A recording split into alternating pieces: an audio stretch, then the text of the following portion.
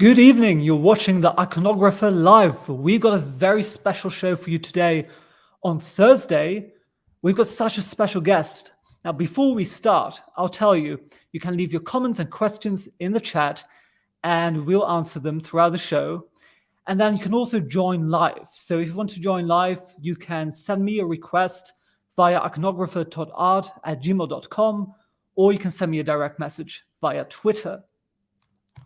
Now, without any further ado, our guest for tonight is Dr. Karl Kinsella. He's a lecturer of medieval art history at the University of Aberdeen. He lectured for 2 years also at the University of York and was a research fellow at Lincoln College, Oxford, which today I learned has one of the oldest medieval kitchens in the UK. That's Karl, true. was the food there any good? The food in Lincoln College I can highly recommend is particularly good by Oxford standards. The kitchen is stunning actually inside, and the door to it is incredibly old as well. I don't think we have an exact date on it though. Well, I hope you've been fasting today, however. Oh yes, of course. Because today it's Tisha B'Av, which the Jews celebrate, or rather mourn. It's the day on which allegedly the first and second temple were destroyed. Oh right, I did not know that actually. That's quite pertinent to today's conversation then, I guess. Well, it's pretty serendipitous, I would say, because you wrote this wonderful book called God's Own Language, Architectural Drawing in the 12th Century, which is basically about this one theologian who tries to visualize these visions that the prophet Ezekiel has. Could you maybe in a nutshell tell us about the book? Well, the book is about this one text, this commentary that a Scottish theologian, Richard of St Victor, wrote in the mid to late 12th century on the book of Ezekiel, or specifically the second part of the book Ezekiel in today's version, running from chapters 40 to 48.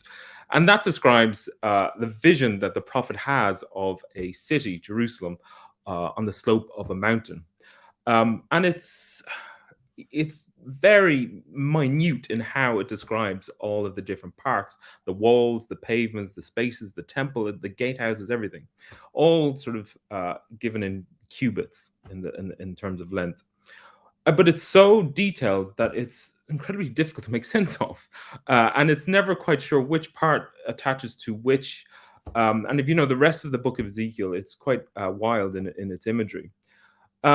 And the strangeness of Ezekiel's description confused the people in the Middle Ages. So much so that Gregory the Great said that the Ezekiel's description was so odd that it's a sign that it cannot be understood literally. It's a sign that it should only be understood allegorically. And for Richard of St Victor, that just was not good enough. If he didn't understand the literal meaning of it, it meant that it was a deficiency on his part, as opposed to the Bible, of course. So he set out to understand this. And one of the many innovations in this commentary was that he included plans and elevations to explain what exactly the prophet saw. And these are some of the earliest complete plans and elevations that we have. We get a few earlier ones, which I'm happy to talk about, but this shows plans and elevations of the same building, so from different points of view, perspectives, and there's nothing quite like this beforehand. He uses the word plan to describe an architectural drawing, which is the first I know of, and he includes a sectional elevation as well of one of the buildings, in fact, two of the buildings. So it's really, I suppose, precocious in how it sort of points to architecture drawing, pretty much how it was done up to the advent of the computer age and CAD design. These plans, elevations are the sort of bread and butter of architectural design even today. Yeah, and it's just amazing to me that when I did my undergraduate course in art history, we learned about Vitruvius, about his book on architecture. We learned, about Alberti in Florence in the 15th century. But you don't ever hear the name Richard of St Victor. No. But I do think you need that mediator, and that's what you are, because it's in Latin. It's slightly complicated, I think, for anyone reading it today. Yes. So it is one of those vital books that should be part of the canon. And I hope you will be able to convince our audience of that today. Now, you gave an excellent lecture on this book 3 years ago to the British Archaeological Association. So we're not going to do a step-by-step discussion. We are going to let the subject lead us and have a sort of casual chat. Perfect. And so I thought, let's start with a few icebreakers, if you don't mind. Of course.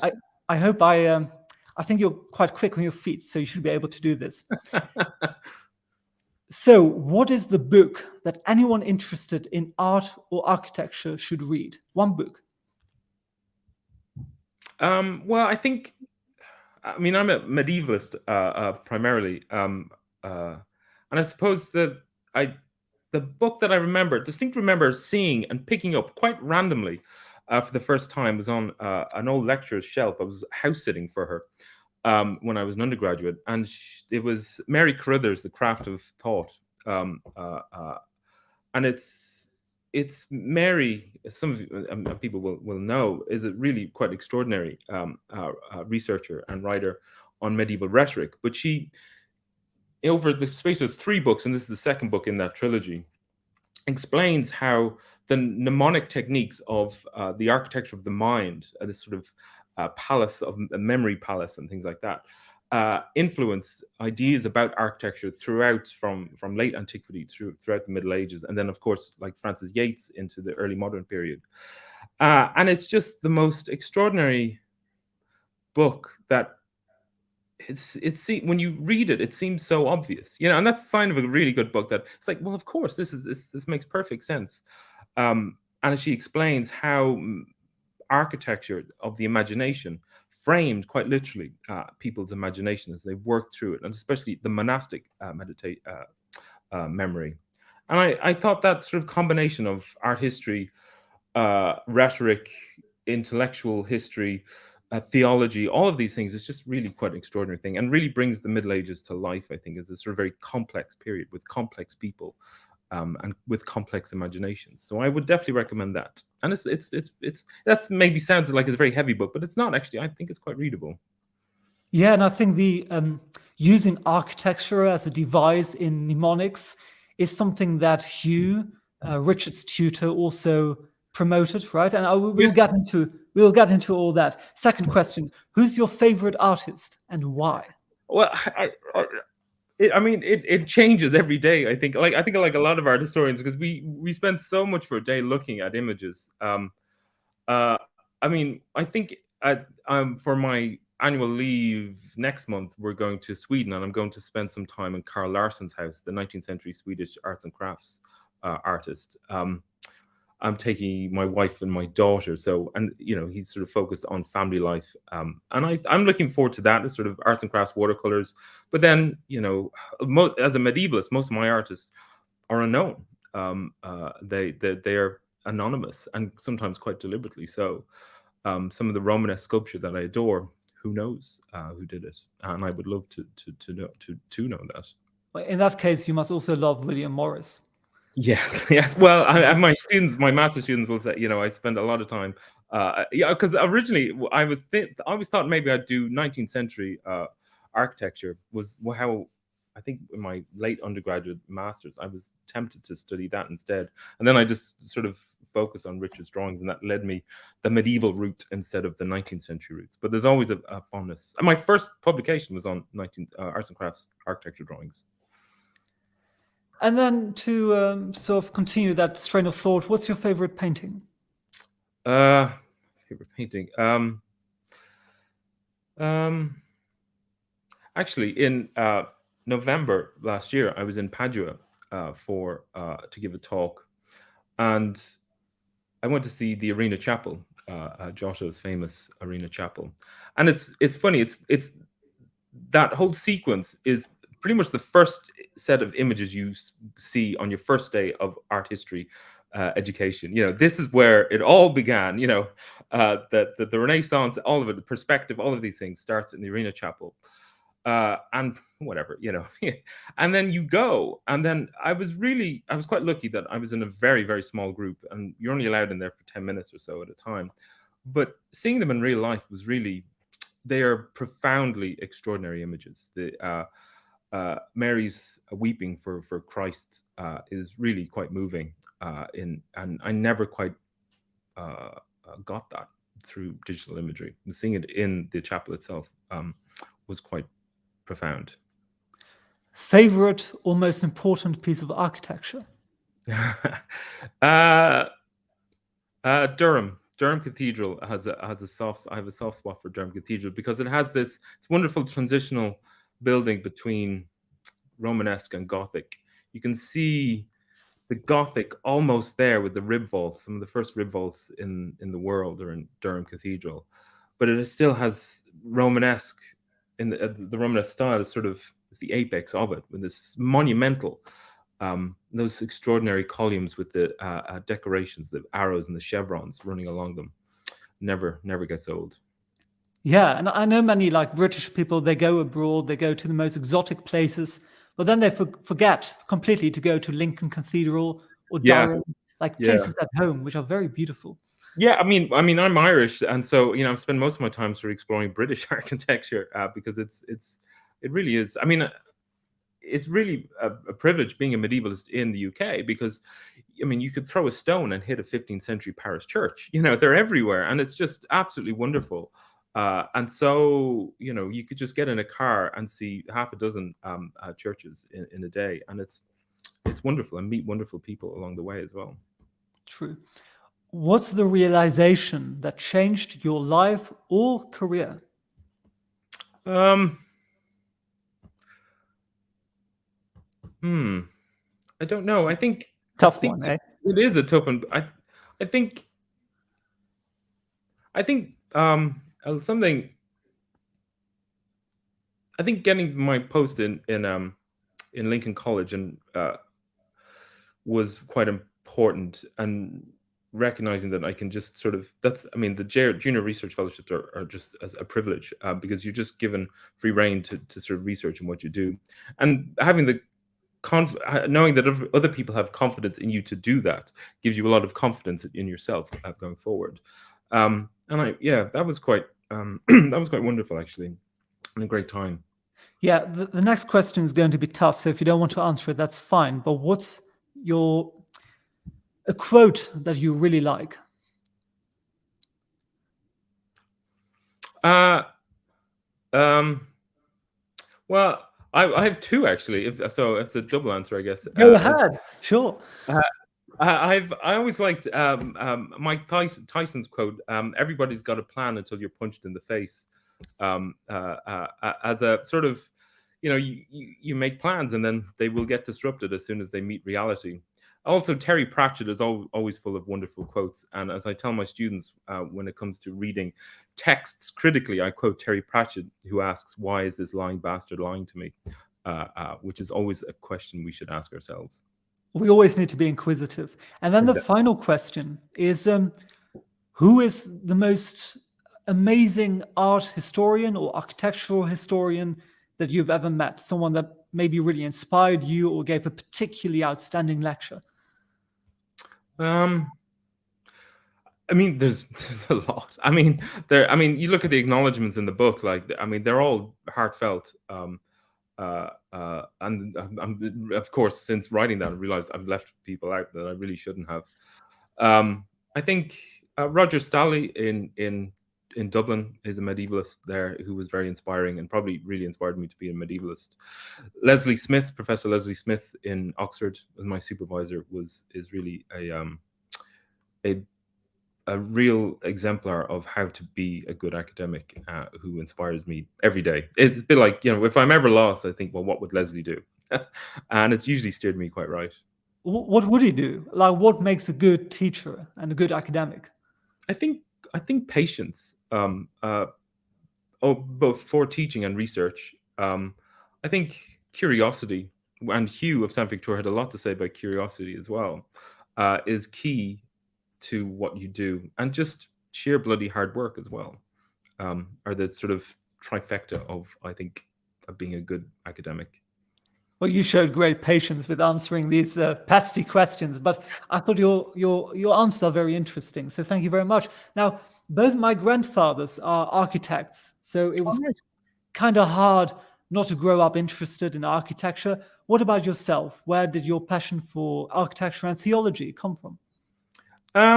It's funny. Like I started this process of being an architectural historian quite late. I was a mature student, a very young mature student, but certainly one anyway. And I, like a lot of people who go into their undergraduate, I was determined to do 16th century Renaissance painting. This is what this is really where the sexy stuff is at. And but I found that sort of Dublin had a very good set of lectures in architectural history, and the first exercise we ever did, I think it was almost day one actually. You're given a list of 50 architectural words, so soffit, Doric column, Ionic column, all of those things, and you have to go out into Dublin to spot them all around the city, and you had to draw sort of simple diagrams of each of them. And I thought anything that gets me out of the classroom and to look at the real world and to sort of try and understand it as I'm facing it absolutely fascinated me. And I think from that point onwards, I was hooked on architectural history. I didn't know what shape or what form and what specifics it would take, but I think from that moment onwards, I prefer and even today, I prefer taking my students out of the classroom. Right, so really sort of hands-on, going outside experience. Yeah. So, I mean, when I was small, my grandfather would take me to building sites occasionally. And like one time we were, standing by this bank that he was constructing. And he said it will be finished by next summer, with great excitement in his voice, because he'd been working at that for like 5 or 6 years. But I thought next summer, because I was 4 years old, I thought that's like half a lifetime for me. And it's interesting how Yeah. how people, like when you're young, like that's a really long time. But also Yeah. in the past, if we go back to the 12th or 13th century, it would take at least half a century to build a cathedral. I mean, famously, Cologne Cathedral was started in the, I think, mid-13th century, 1248, and it was finished in 8080. So Yes. that's, I mean, You that's still have amazing. photographs of the medieval crane that was still there, like to Really? sort of help construct it. It's really quite bonkers. But yeah, the length of time. I mean, sometimes it's overemphasized. I mean, Durham went up pretty quickly. But yeah, certainly. Yeah, but even with Durham, you're stressing, like, because it took quite a bit of time, you have different sort of aspects, elements of the Gothic style reflected in it, Yeah. right? Yeah, and it's one thing I really enjoy when teaching architectural history is that you can't say, well, this church is in this style or that church is in that style, because so much of it is, is moved and changes. And architecture is an incredibly dynamic thing to study because, it changes based on the a patron dies and somebody else has a better idea. Like a building campaign has ended and another person comes on. They're supposed to keep, the original style, but when you have few architectural drawings in the 12th and 13th century, that things change, ideas change. You want to build bigger, wider, better, faster. And one of my favorite buildings is Winchester Cathedral, and then the transepts of Winchester Cathedral are just perfect Norman architecture, just quintessential Norman. And then you have this wonderful Gothic sort of nave and east end, and it's a great sort of, and Oxford Cathedral as well, St. Fried's Wide, is a great example of that, with this sort of weird nave with this sort of insert into the arches of the nave to give it a sort of 3 levels. And yet, this sort of dripping Gothic further on and towards the east. And it's sort of, you never know what to expect. And then you tell students that, well, there's this. How amazing is this? And look, it was painted as well, just to sort of blow their minds even more. And then finding examples of that, it's always a pleasure. And that's, you can do that in the classroom, but it's a lot of fun taking people out to sort of look at it in real life as well. Right. And so if we close our eyes and we transport ourselves back to the mid-12th century, to, like, say, the Notre Dame de Paris, and we walk to the Abbey of St Victor, like, could you take us along that route? Like, what did that look like? And if you step inside that abbey where Hugh and Richard worked and produced all these highly important manuscripts, what kind of intellectual environment was there in Paris at that time? Well, we're talking about the middle of the 12th century, and this is the 12th century Renaissance, as it has been called, when ideas were flowing in and out of Paris. You know, the translations of, say, of Aristotle, Plato, you know, new Platonic texts coming and being translated, and just generating ideas. You've got Abelard, you know, there sort of creating a you know, a fire in people's minds. You've got Bernard of Clairvaux sort of focusing on people's spirituality and telling them what they should and shouldn't do. And then in the middle, sometimes it's called that, you've got Saint Victor as this middle way, you know, between a rational, curious approach to the world, but also a focus on approaching God through spirituality and through materiality. But certainly the focus should be on reaching God and the invisible essence of God.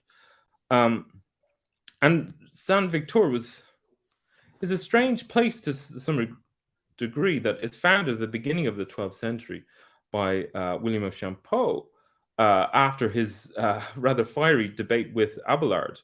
And it becomes this sort of retirement home to some degree of the great and brilliant intellectuals of the 12th century.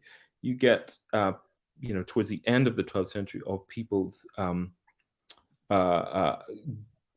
going there, you know, that Peter Comester, this great sort of historian of the Bible, ends up there and writes there. He retires there, and it seems to be the place that people go to sort of have an intellectual conversation, and to engage with thoughts and ideas without, and sort of getting away from the political and the sort of difficult elements of real life. It's a university before the university to some degree.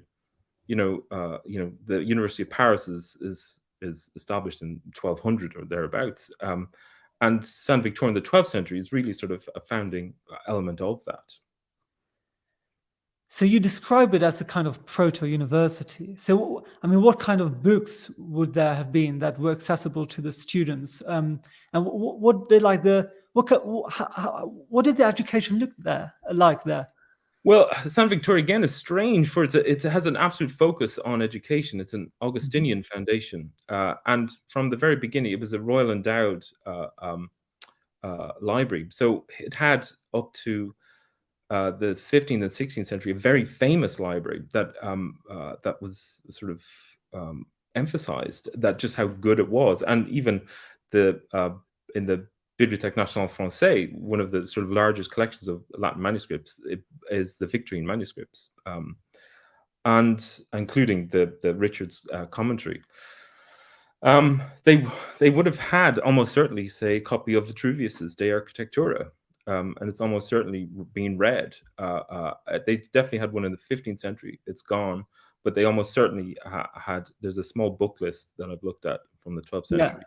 Right at the end is almost something that looks very like De Architectura. Now, whether that's Vitruvius's De Architectura or an abridgment of it is probably the latter, but it's still probably that. So they had and Saint Victor again is unusual for the size of the library, but also up to about the middle of the 12th century, anybody who wants to study there could go and learn. It was an open school, and that's incredibly unusual. And it was ended towards the end of the 12th century. But if you were curious, you could go and learn under Hugh of St Victor, Richard of St Victor, some of the greatest minds of the 12th century. But like anyone could go there. Like, I mean, this is quite. I mean, nowadays, I mean, unfortunately, but pretty much anybody. It was an open school. Because nowadays, if you want to get a really good education, I mean, you can go to a library, but I mean, you have to pay enormously expensive tuition fees. No, it was free. Yeah. And you have like two major, like Hugh and Richard and Andrew and all these these great figures. Well, Andrew would have been a little bit later, so we're not terribly sure when the open school ended, but there was sort of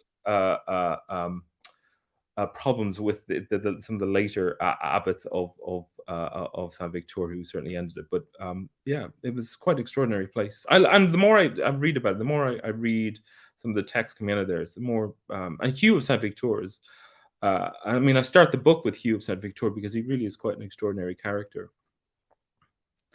Presumably, you didn't even have to know French, right? You could just communicate in Latin. Yeah, I mean, we know that they would have communicated in French. That say they use vernacular terms to describe, say, in Richard's sake, some of the architectural elements. But yeah, I mean, you would have to Latin would be key to it. But you could, you go to, you're reliant on some of those things. So we know that people would have learned it either privately or, say, for example, Eloise, we know, was under the tuition of Abelard. And she was certainly learning it.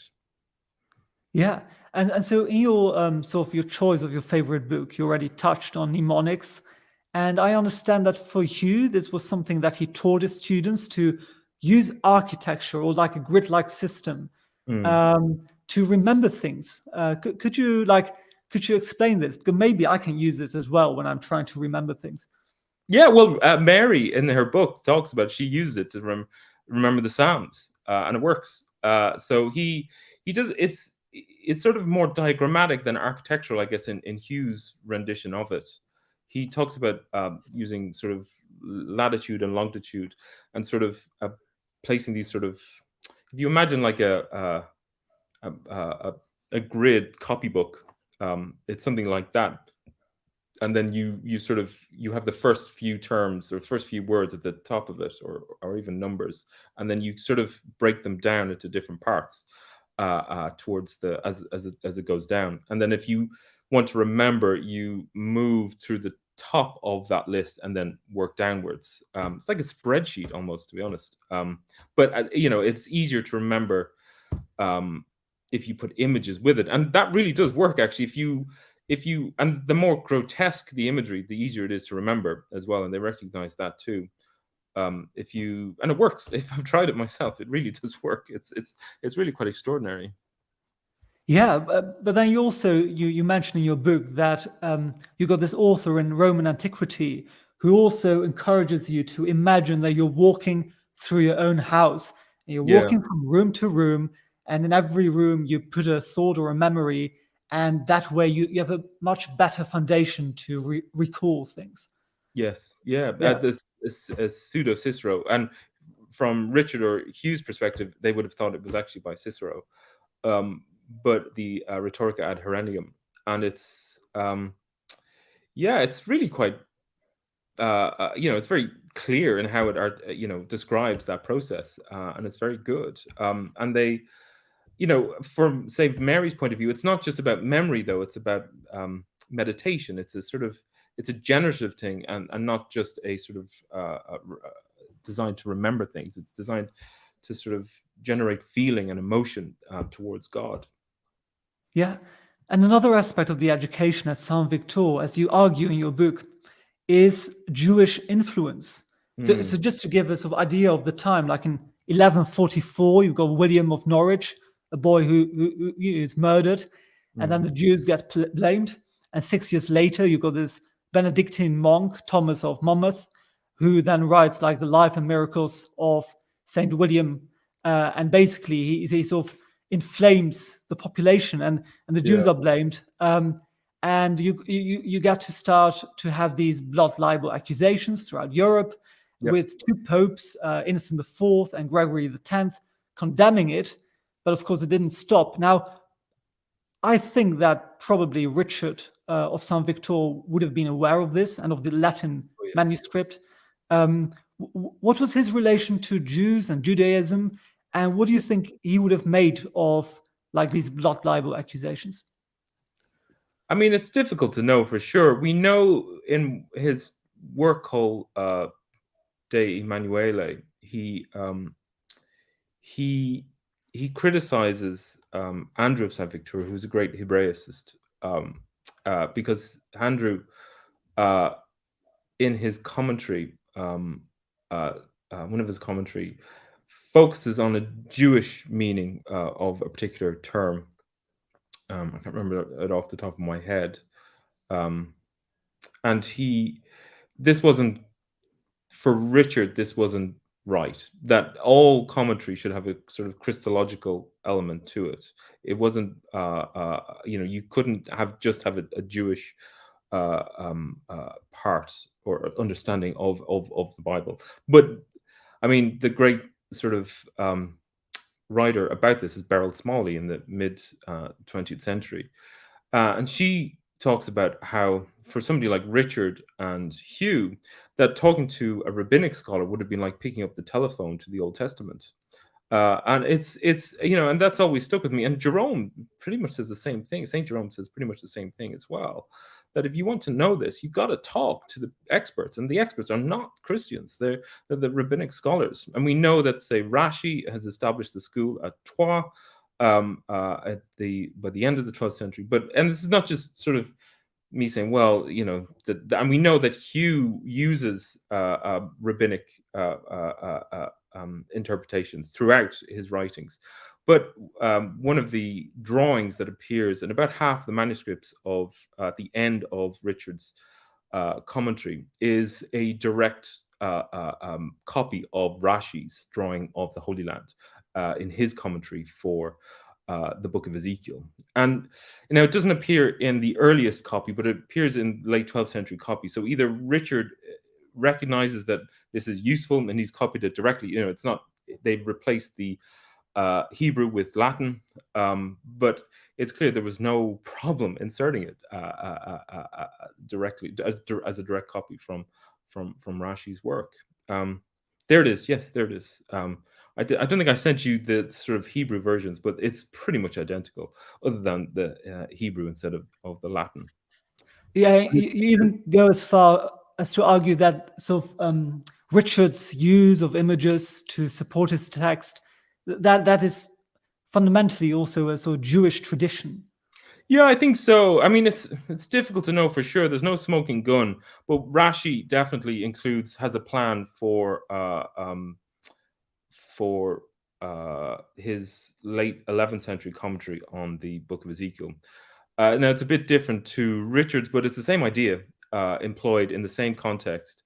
And it depends on what, did Richard see something like it? Well, maybe. Did somebody describe it to him, say, well, this is a useful way of doing it? Maybe. But it's clear there's a connection there. But also in the later 12th century, you get Maimonides' tractate Midhoth, which includes extensive architectural drawings as well of the temple in the Second Temple. And it's clear that this combination of text and image, architectural plan and elevation is not something that Richard invented, but it's certainly something that he's developed, I would say, but certainly got some of his ideas from contemporary Jewish commentary traditions.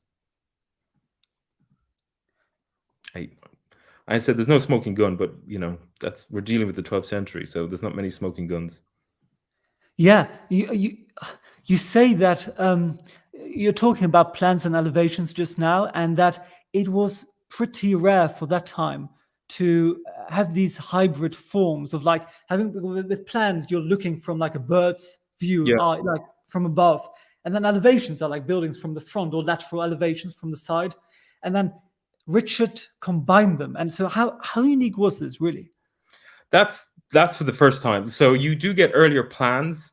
So the Sangol plan, people can Google it. It's a stunning 9th century large plan of a medieval monastery in sort of using red lines to sort of define the church, the cloister, the beds in the dormitory, all these different elements. It's really quite an extraordinary piece. You get some other plans of, say, the celestial Jerusalem in the 9th century Book of Armagh. You get some plans of that's the Islamic ones, is it? That's Grabber talks about them. I haven't looked at them in detail, actually. I've always wanted to write something about them. They're definitely, yeah. The funny thing is, like, there's no history of architectural drawing from late antiquity to the 13th, 14th century. Usually histories of architectural drawing begin in the 13th century with a sort of reference to Vitruvius, say, that he describes these plans, elevations, and drawings in perspective. And then in the 13th century, you get Vierre d'Encaure's, his portfolio of plans and elevations and all these other types of drawings. And there's this big gap. Now, that big gap always really frustrated me, that there's nothing between, the 2nd century to the 13th century. But we know that some of the greatest architectural innovations of the time happened, in the 12th century, but the split between Romanesque and Gothic, and many sort of monuments before that. And I can't imagine building something like Durham Cathedral without a plan or an elevation, without some sort of way of communicating visually what it is you wanted to do. And the sheer fact is, the likely thing is that they were probably done and then thrown out. And so we have to work backwards. And what Richard does, I suspect, is in a theological setting, which is why they haven't been thrown out. He's sort of paralleling sort of architectural practices from the time. I mean, I know Robert Bork I think he's writing something on the 12th century at the moment. He's written quite a lot and brilliantly on later architectural drawings. But it's certainly a case that they had them. They're just gone. And we have to sort of try to, if we want to reconstruct them, Richard's commentary is actually, I think, a very important part of that. Yeah, because a master mason at that time would have been very different from an architect as we know them today, right? Yeah, absolutely. Yeah. So there's no formal architectural training.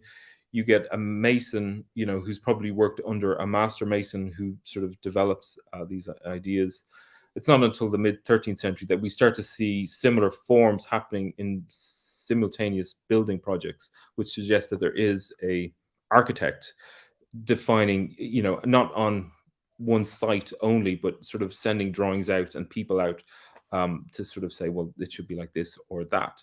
But before that, a mason, as Lon Shelby has shown this, is used by rules of thumb, that they could construct shapes based on geometrical principles. You wouldn't need the maths. You just need sort of a compass and a straight ruler. And so I wanted to look at this Islamic drawing just for a moment, because you were talking in the book about these rare hybrids of elevations and plans. And that's the case here as well. And also, just for the viewers, so that they know as well, so there were like 12,000 Quranic manuscript fragments found in between the roof and the attic of the Great Mosque of Sana'a in Yemen.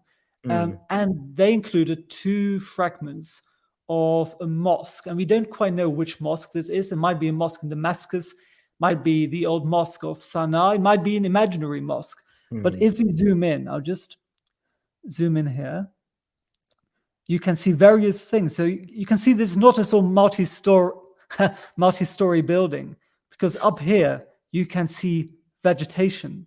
Like this is a wall, and this, like you've got a nave in the center here, oriented towards the prayer niche, the mihrab. Yeah. And around the central courtyard, you've got all these arcades. So actually, this is a plan, but it is also an elevation. Yeah, and Yeah. that's I've just finished an article actually on this. So this happens quite early on. There's a 4th century mosaic in Bordeaux that's about 2 meters tall, and it's of the Holy Sepulchre, and it shows the rotunda, the Anastasis rotunda of the Holy Sepulchre in plan, with 3 concentric circles defining the elevation of it, really. But it looks like it's in plan. And then the basilica that would have been beside the Anastasis rotunda is in elevation. And this combination of plan and elevation is very, very common. And so you see it in the Saint-Gall plan. So if you look at the cloister of the Saint-Gall plan, it's in square, as we would expect a cloister to be, but around the edges of the square you've got the arches show as if sort of flattened out in front of you. And if you're unsure about what it represents, the artist has kindly included the word arcus right beside them. And so that's what I find wonderful about the sort of medieval way of representing the world, is it's very flexible. I always think that, perspective is a limitation as much as anything else, that the ability to sort of move perspectives around within the same drawing. It's actually a very efficient way of doing it, as long as the reader is able to understand that that's what's happening. And that's the issue, in my view, that we've lost the ability to some degree to sort of interpret these drawings in the complex ways in which they were intended to be interpreted. Yeah, and a good example of that, sort of it being very hard to interpret these images, is maybe this. I love this. So this is one of the gatehouses, right, in the Yes. book, Yeah. the porticus, Yes. and what we see here is like it's so fantastic. But because you begin the book, you show these sort of very flat in plano, the plans, and I completely forgotten about Ezekiel and some mountain. So when we arrive at these images, I was surprised to see it was on a slope. Yeah. And then it's just these steps up must be so steep, by the way. Yeah, and I then, mean, it's worth remembering that Richard's reconstruction doesn't work. Like, I mean, the images are a piece of rhetoric as much as anything else. They're there to. He says he includes them so that everybody, no matter how simple they might be, can understand what he's trying to do. But so those each of those steps would have been far too big to actually. You would have to sort of clamber up over them in order to sort of climb those stairs. But he needs, I think, 7 steps in order for it to work, because of the plan has 7 vestibules, and each step is a vestibule going up. But that elevation is a section. It's really quite extraordinary. That's one of the. There's probably hints of sections earlier, maybe in the 10th or 11th century. So the fact that we can see those arches on the ground floor as they go up corresponds very well to the plan that he provides as well. And the fact that we can see into them shows that he's cut the elevation here so that he can identify the interior spaces. But it's more complex than that, because I suspect it's a complex elevation because the top of it is not in section. So he's just sectioned the ground floor just to sort of, and it reflects the text. That's how the text works. You know, he just focuses on different parts, and the drawings are often an attempt to reflect the complexes of the text itself. And I imagine these images were quite complex for people to understand, even though he does explain them with the tituli and the text. Well, but yeah, I mean, it's odd. You know, there's nothing like these beforehand. Okay, you know, that exist, and yet there are 22 versions of this text in existence made between the 12th century and the 14th century. The drawings are remarkably consistent in how they're reproduced. They're not universally, but considering these are complex diagrams, and diagrams tend to degenerate over a certain number of copies. The artist did not understand what they were doing, and as a result, the things get muddled. But that's not necessarily the case with Richard's. There seems to be some sense. Catherine Delano Smith has written about this. That there's a remarkable comprehension for each of the later versions, and that suggests people understand them, which is, I think, quite interesting in itself. But it's hard to prove that based on the fact that there's no mistakes. It's very difficult to argue something based on there's nothing there. So they are complex, and yet they seem to have been legible to certainly people who are interested enough to take the time and expense to copy them. Yeah, with a few examples, as you point out, some of the copiers have, I think, difficulty with the tabernacle. Is it? Well, it's the last drawing is the altar.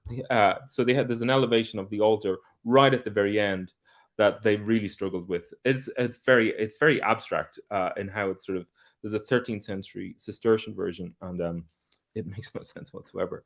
But I think the difference there is that it's not an architectural space, it's an object. And so it is different. And then I should say as well that Richard's commentary was never finished. The commentary in the last section on what is for us chapter 48 is just notes. That's all that's left. So I said, and the altar drawing is the last drawing. And I suspect Richard just ran out of steam. Yeah, and then you have these, which we showed before, the overview of sort of the entire complex, which is like present in some versions, but not in all, Yeah, which like he derived from the Jewish source. yeah. Given that he ran out of steam, and that in the Paris version, like the oldest version of the manuscript, we don't have that same image, right? Of the No. no. How do we know for sure that Richard was the one who was responsible for that final inclusion of that image?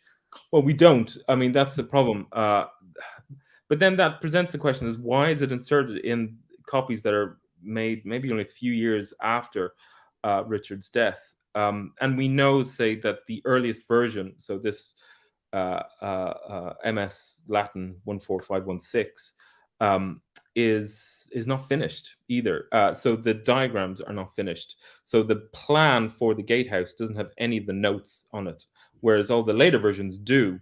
And it's clear that Richard intended for these sort of notes that define, what all these spaces are to be there, but they weren't done. So there's a you could argue that it's not there because the copy's not finished. And we can only date the manuscript based on stylistic evidence.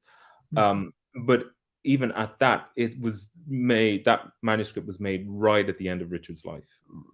Yeah, and even if we don't know for sure that he included that diagram, it's still very certain that he was in a dialogue with Judaism, right? Because there are almost like 70 notes or references to Judaic texts. Or Yeah, Hugh does. Yeah, absolutely. And there's definitely Jewish elements to it. And sometimes Richard is accused of being anti-Jewish because of his criticism of Andrew of St Victor. But I think in the context of sort of his exegetical ideas, maybe.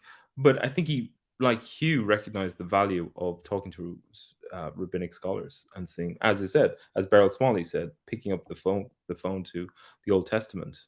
And it still has to, from Richard's point of view, it still has to be. There's still a Christ-centered point of view for Richard, but that doesn't stop him from understanding the past and history.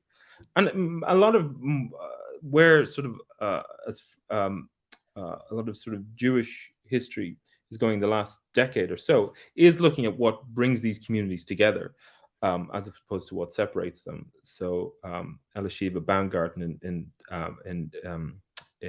Jerusalem is doing some great work with the big ERC project there. And the daily life, these people lived in the same spaces quite often. is that so? Because I mean, in the Abbey, you live a pretty cloistered life, and then presumably you had Jewish ghettos or like separate neighborhoods where the Jewish population lived. Well, because St. Victor was an Augustinian foundation, it had responsibility for lay education and lay spirituality. So they were not cloistered. They were men who lived under a rule and shared property and meals. But they could absolutely leave. In fact, they were probably required to do so in order to fulfill their own responsibilities to the population around them. Yeah, we're talking about their responsibility. Let's talk about something that fascinates me like no end. That is the distribution of these manuscripts. So you say that there are 22 versions that are more or less finished. Well, there's 20 more or less full versions, and then 2 fragments. Okay. And they ended up in with different orders. And one of them, you even say it ended up in the private library of the Pope. Yes, yeah. I haven't looked at that. Yeah. Okay, so how did that work? Like, how were they disseminated, and were they purchased or given as gifts? That's a good question. How the sort of dissemination of manuscripts in the later Middle Ages. I mean, Paris was the center of manuscript making, especially at the end of the 12th century and the beginning of the 13th century, and especially with the sort of incorporation of the University of Paris. But you would still need to sort of recognize that this text existed. So one of the Bodleian versions is late 12th century, and it arrived in, I think it's Exeter, as part of a collection of different texts. commentaries. So it seems to have been moved in the commentary tradition as opposed to architectural tradition, if that makes sense. So it's not bundled with uh, copies of Vitruvius's De Architectura. It's bundled with commentaries on, or biblical commentaries, and usually literal commentaries. So that's how people perceived it. Said, if I want a literal commentary on the book of Ezekiel, well, you have to have Richard's because it's the only one for the most part. And it's a big deal making it, but in the 12th century, doing a commentary in the book of Ezekiel is a bold decision because nobody wants to bloody do it because it's so difficult. And making a literal commentary is, even Richard himself says, well, Gregory the Great is wrong. I mean, it's no small thing to say that. And that's so. Yeah, so it tends to be disseminated by people who want literal commentaries on the Bible. Yeah, and given that it was included, not bundled with their Architectura or any of the other great architectural sort of theses, how come? What was Richard's real impact on like the world outside of theology? What has his impact been on?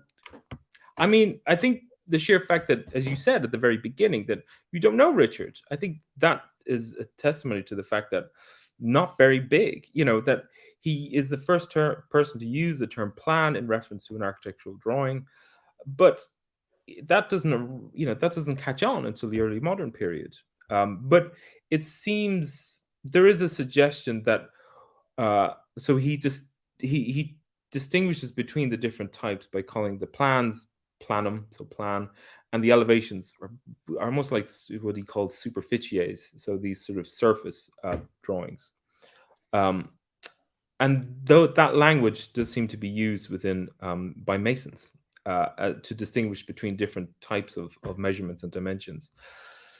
But within the sort of great sort of scheme, not very much, I'm afraid. That's the problem. And that's why he's not very well known. And that's why I wrote a book, because he's clearly, Richard makes an appearance in Dante's Paradiso. Richard himself was very well known and very well respected theologian.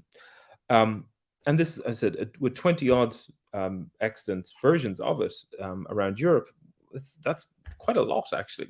So it's certainly well known within theological circles, exegetical ideas, but within the practice of architecture, no. But then, the architectural history is often written by the early modern period. So, and who, say, well, we rediscovered Vitruvius. Those stupid medievals didn't know Vitruvius.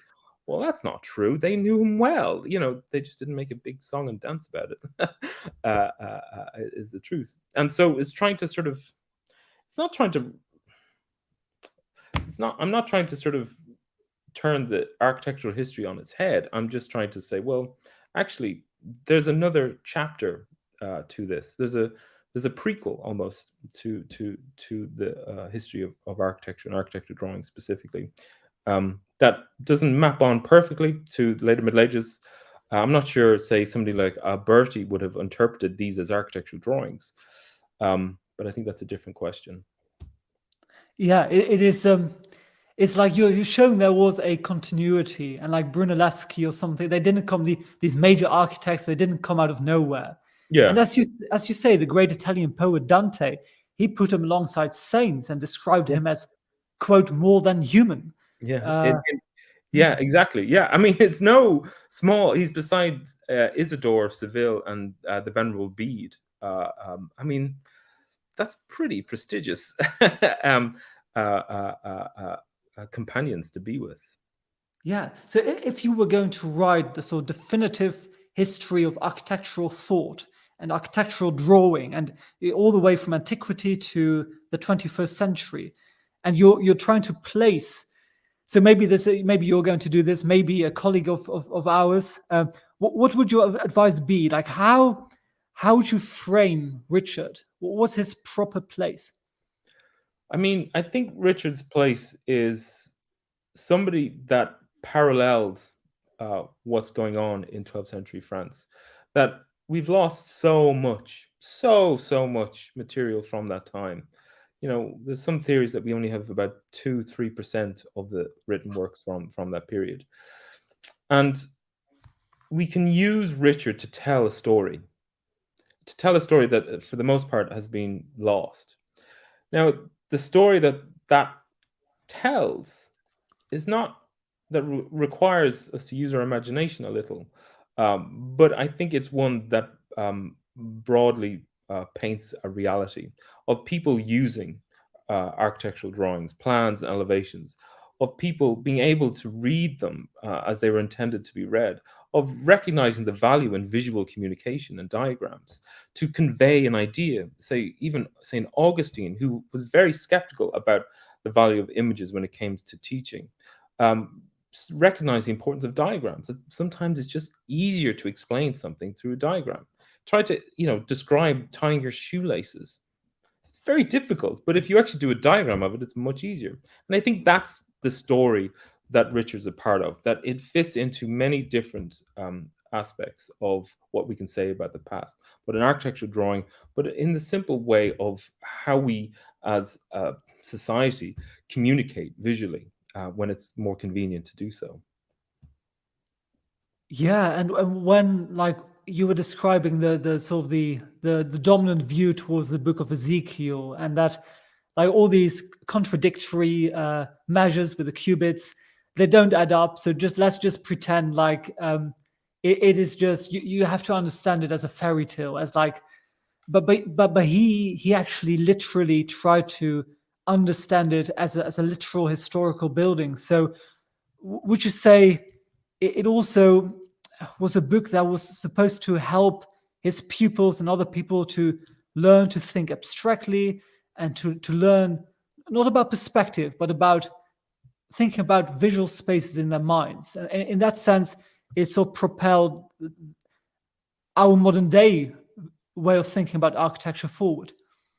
Yeah, I like that. I like the idea of architecture and art is a visual medium. It's that, and you think as well that what tools did Richard actually have to describe what he wanted to describe? Well, he had Latin. He had to write in Latin for the most. He could insert some vernacular terminology when it really needed to do so, but he had Latin. Well, Latin is a foreign language to Richard. He's from Scotland, and it's developed in classical antiquity to describe a very different architectural landscape than the one in 12th century Paris, or the one that Richard is trying to recreate in Palestine in the Old Testament. And so it's very limited in terms of what the Latin language can do when it comes to describing architecture. And so it sort of, drawing is a very sort of almost a desperate attempt to sort of, well, we can't do this as well as we'd like, but we'll include the drawings as well to explain this. And the relationship between text and image in his commentary is, as I said before, is very, very close. And it's, I don't know, and when you read the Ezekiel text, especially the first few chapters, it's begging to be drawn. Like it's almost instinctual now that you would read it, with a paper and a pencil beside you. I've done it, and just try to trace it out there and then to try and understand what the prophet is trying to describe. And I think Richard sort of gives in to that sort of temptation to some degree. Since the temple is yet to be built, I was just thinking, it wouldn't be built now in like with stone and mortar. It would be built with steel and glass. So Well, I'm curious what a modern day architect would make of that. Well, I mean, the materials are defined as well. You can't use metal, Sure. and so you get wooden beams inserted into it. I don't. I mean, health and safety would probably force you to do it. I mean, because they're very big as well in the reconstructions of it. But what's fascinating to me as well is Richard has recreated this version of Jerusalem. And Ezekiel says, well, when we return from our exile and we go to Jerusalem, this is the building, this is the complex that we will get. And of course, the Israelites do return to Jerusalem, but it's not there. The temple that is built is probably a little lackluster in comparison to what I was going to say Richard, into terms of what Ezekiel has described. And so the first time we get to see a sort of full vision of something that is described in as a divine vision is in Richard's drawings, centuries, millennia later. And I find that fascinating. It's sort of if you want, architectural drawing is the first manifestation of architecture. You can't have architecture without some sort of way of describing it visually. And the first instance we get of that is in Richard's commentary. And I must say, I was skeptical at first, because here's a lecturer at a Scottish university trying to promote this obscure Scottish. That's a coincidence. Yeah. I started. I finished the book in Oxford. I had no idea I would be in Aberdeen, but rather a useful coincidence in that way. But you've made the case very well, I think, in your book, and I hope your colleagues will listen to this and they will also rehabilitate him the way you've done. Your book was published quite recently now. But looking back, is there anything you would change or you're not satisfied with, or which you think needs much more exploration before we fully understand it? Yeah, there's loads. It's as I've discovered, when because I finished writing the book a year ago, but of course it's just been published, and it's like anything, when you finish writing it, you think, oh, that would have been a good idea to put in. I had a wonderful editor in MIT. Thomas Weaver, who's absolutely fantastic, and sort of took me through a lot of this process with a careful hand. I think the manuscript tradition would be quite useful. I have a lot more on that I should probably publish, but I sort of removed it from the book because it sort of killed it. It's like, you read the introduction, like it did sort of.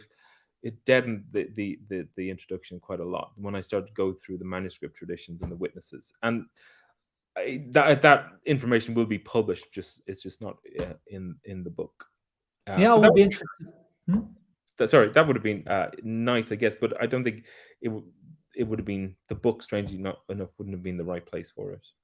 No, but let me know when you come around to doing that, because I would be very interested to learn more about the manuscript tradition and what you find out about that. It's a fascinating part of our history, which is so, like most things in the Middle Ages, it's so undervalued and under-researched. Before we go to the questions, because there are quite a few, is there anything else you want to say or add? No, I said I didn't. And we talked before, I deliberately didn't want to do a lecture. I'd rather a discussion and to just chat about some of these things. So thank you for giving me the opportunity to do so. And I hope you found it, if not enjoyable, useful. I found it both extremely enjoyable and useful. I think the audience thinks the same. Let's go to some of the questions. So here is a question. Is there a country, in your opinion, that has very underrated architecture, as in it being lesser known by the general public? It's funny. I'm sure, yes, without a shadow of a doubt. I think the problem with that, though, is that there's not enough architectural historians. As I tell my students, is that that there's very few, relatively speaking, there's very few in the UK in art history departments, and so it's difficult for those few people to sort of work through so many wonderful things. There's been a wonderful increase in Islamic architectural historians being hired, which is great to see. And I suspect in the next few years we'll see Mughal architecture, just sort of huge, great monographs coming out about that. And there's plenty of them, but we'll see plenty on later medieval Islamic architecture across the region. We'll see, Yeah, I mean, South American, I think architecture is probably undervalued. I know there's a lot of countries there, but taken as a sort of geographical grouping, yes. And unfortunately, so much of it, you come across is based on sort of post-colonial, sort of the colonial architecture, say in Havana or things like that. And it'd be interesting to sort of have a sort of longue durée study of things. A sort of regional study, and this sort of, in my own period, sort of there's this push towards a global Middle Ages where we try to understand the networks of ideas and people, beyond Europe, beyond those borders, into sort of, I said, a global idea. Someone is asking in the comments if they can join the chat live. You've got to there's a link in the YouTube description, or you can send me a direct message via Twitter, or send an email to iconographer.art@gmail.com, and then I can send you an invite, but I can't send it like this way. So if you want to join, that's you've got a minute or 2 minutes. So okay. What else? So there's someone who asks, what's your next book? What's your next book going to be about? That's it. I mean, so then I've got a few. It's funny, as soon as you've finished writing a book, it becomes a lot more feasible to write more, and I'm more exciting to write one. So the next book I have in mind is on theories of architecture in the later Middle Ages. So there's no treatise on architecture written between De Architectura in the 1st century BC to Alberti's treatise in the 15th century. And yet we know there are theories of architecture. And in fact, Hugh of St Victor has a triad of his own about what makes good and bad, what for him makes good architecture. And I suspect him and another artist, a German artist called Theophilus in the 12th century, have read Vitruvius, and they're thinking about architecture in terms of triads. So I want to understand the mental framework about engagement with architecture in later medieval Europe. And again, it's sort of theological texts are key to that. And that's sort of where I like working, is sort of in that crossover between, religious history and architecture.